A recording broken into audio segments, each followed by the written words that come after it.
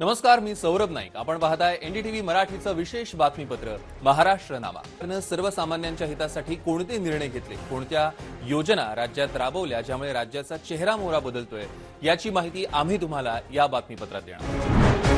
राज्यातील औद्योगिक विकासाला जागतिक स्तरावर नेण्यासाठी मुख्यमंत्री देवेंद्र फडणवीस यांच्या अध्यक्षतेखाली बीकेसी येथे पल्स 2026 अंतर्गत विशेष बैठक संपन्न झाली. या प्रसंगी मुख्यमंत्री फडणवीस यांनी उद्योगांसाठी 33 पैकी 20 परवानग्या आत स्वप्रमाणावर उपलब्ध करून देण्याचा ऐतिहासिक निर्णय जाहीर केला. उपमुख्यमंत्री सुनेत्रा पवार यांनी या धोरणाचं स्वागत केलं असून यामुळे राज्यातील व्यापार सुलभतेला मोठं बळ मिळणार आहे. मुख्यमंत्री फडणवीस यांनी उद्योजकांना आश्वस्त केलं की 2028-29 पर्यंत महाराष्ट्र हे देशातील सर्वात कमी वीज दर असलेलं राज्य ठरेल. वीज दर वाढवण्याऐवजी तो प्रति युनिट 9.97 रुपयांपर्यंत खाली आणण्याचं उद्दिष्ट शासनानं ठेवलेलं आहे. मैत्री पोर्टलच्या माध्यमातून पारदर्शकता राखून ठराविक कालावधीत सेवा न देणाऱ्या यंत्रणांवर कठोर कारवाई करण्याचे निर्देशही मुख्यमंत्र्यांनी दिले. नो नॉनसेन्स सूत्र स्वीकारून उद्योगांसाठी स्थिर व पारदर्शक वातावरण निर्माण केल्यामुळे महाराष्ट्र जागतिक गुंतवणुकीचं प्रमुख केंद्र म्हणून नावारूपास येत आहे. पल्स एक अत्यंत मोठी मेडिकल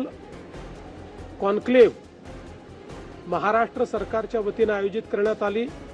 मेडिकल एज्युकेशन डिपार्टमेंट आणि इंडस्ट्री प्लेयर्स या सर्वांच्या संयुक्त विद्यमाने एक अत्यंत मोठा प्लॅटफॉर्म ज्याच्यामध्ये शिक्षण, मेडटेक, इंडस्ट्री, इनोव्हेशन असं कंप्लीट कोलॅबोरेशन करण्यात आलेलं आहे.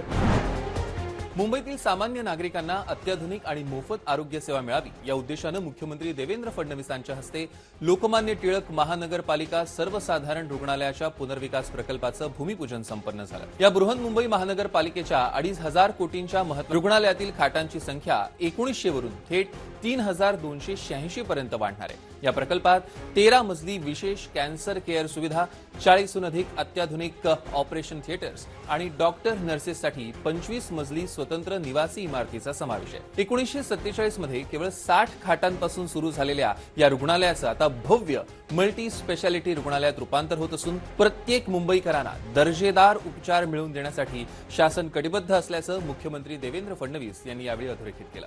माननीय प्रधानमंत्री मोदींची प्रधानमंत्री जनकल्याण योजना, राज्य सरकारची महात्मा फुले जनकल्याण योजना, मुंबई महानगरपालिकेने उभं केलेलं सगळं इन्फ्रास्ट्रक्चर, या सगळ्या गोष्टींच्या माध्यमातून मुंबईकर असो की महाराष्ट्रातला कुठलाही नागरिक असो, प्रत्येक गरीबाला मोफत आणि दर्जेदार वैद्यकीय सेवा देण्याचा संकल्प आहे. हिंदुहृदय सम्राट बाळासाहेब ठाकरे यांच्या जन्मशताब्दी वर्षानिमित्त मुंबई आणि परिसर पूर्णपणे झोपडपट्टी मुक्त करण्यासाठी हिंदुहृदय सम्राट बाळासाहेब ठाकरे नागरी लोककल्याण अभियान राबवण्याचा संकल्प उपमुख्यमंत्री एकनाथ शिंदे यांनी व्यक्त केलाय. शेती, उद्योग आणि पायाभूत सुविधांसोबतच सर्वसामान्य मुंबईकरांच्या हक्काच्या घरासाठी शासन कटिबद्ध असून महाराष्ट्राला विकासाच्या नव्या उंचीवर नेण्याचा ठाम निर्धार उपमुख्यमंत्र्यांनी यावेळी बोलताना दर्शवला. राज्यातील कांदा उत्पादक शेतकऱ्यांच्या समस्या कायमस्वरूपी निकाली काढण्यासाठी मुख्यमंत्री देवेंद्र फडणवीसांच्या अध्यक्षतेखाली महत्वपूर्ण बैठक पार पडली असून यासाठी वरिष्ठ सचिवांची विशेष समिती स्थापन करण्याचे निर्देश देण्यात आले. उपमुख्यमंत्री सुनेत्रा पवार यांच्या विशेष उपस्थितीत झालेल्या बैठकीत कांदा निर्यात वाढवण्यासाठी आणि दर स्थिर ठेवण्यासाठी केंद्र सरकारशी तातडीनं समन्वय साधण्याचा निर्णय घेण्यात आला. मुख्यमंत्री देवेंद्र फडणवीस यांनी नाशिक, पुणे आणि सोलापूर यासारख्या प्रमुख जिल्ह्यात क्रॉप डायव्हर्सिफिकेशन राबवून शेतकऱ्यांना अधिक उत्पन्न देणाऱ्या पर्यायी पिकांकडे वळवण्यावर भर दिलाय. राज्यातील प्रलंबित पायाभूत सुविधा प्रकल्पांना गती देण्यासाठी मुख्यमंत्री देवेंद्र फडणवीसांच्या अध्यक्षतेखाली मंत्रिमंडळ पायाभूत सुविधा समितीची बैठक संपन्न झाली. या उच्चस्तरीय बैठकीला उपमुख्यमंत्री सुनेत्रा पवार आणि सार्वजनिक आरोग्य मंत्री शिवेंद्रसिंहराजे भोसले यांची विशेष उपस्थिती होती. प्रगतीपथावर असलेल्या विकास कामांचा यावेळी सविस्तर आढावा घेण्यात आला. उपमुख्यमंत्री सुनेत्रा पवार यांनी या प्रकल्पांमुळे महाराष्ट्राच्या औद्योगिक आणि सामाजिक विकासाला नवी दिशा मिळेल असा विश्वास व्यक्त केला. मुख्यमंत्री फडणवीस यांनी सर्व संबंधित विभागांना समन्वयानं काम करून प्रकल्प वेळेत पूर्ण करण्याचे महत्त्वपूर्ण निर्देश दिले.